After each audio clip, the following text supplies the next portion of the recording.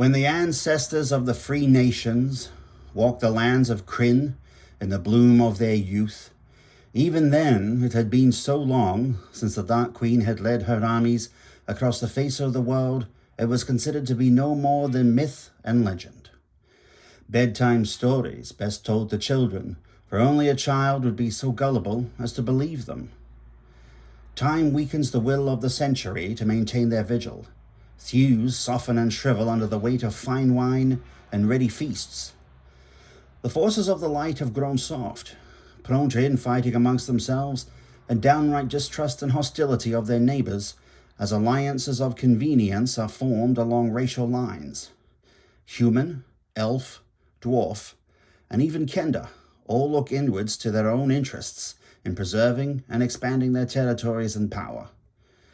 As day passes into night, the forces of darkness and light have taken turns in holding dominion over the mortal realm.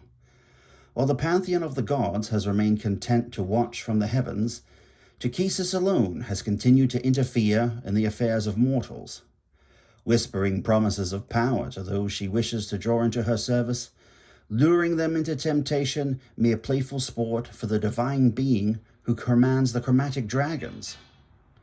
Far in the northeast, the forces of the Dark Queen have been quietly marshalling their resources and forming alliances, pacts signed with a knife pressed to the throat of any who might refuse to comply.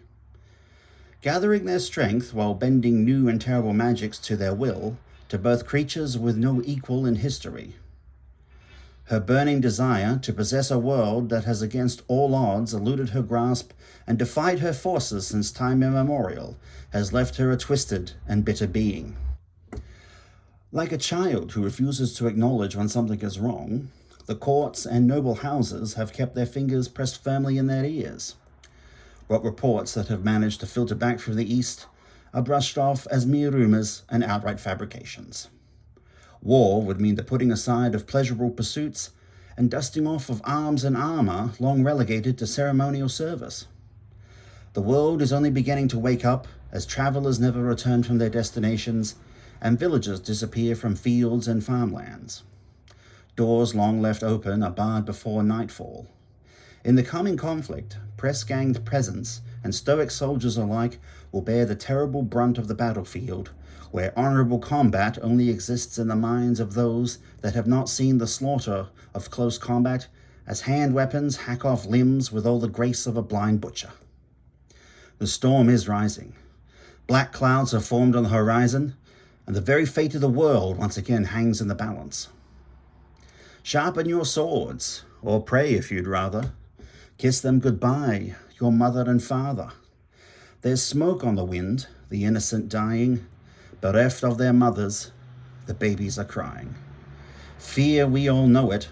Whoever noble of birth, flashing of steel, can return to the earth. The glory imagined, nowhere to be found. The crimson is splashing, return to the ground.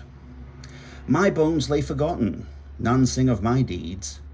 My remains are now nothing, but food for the weeds.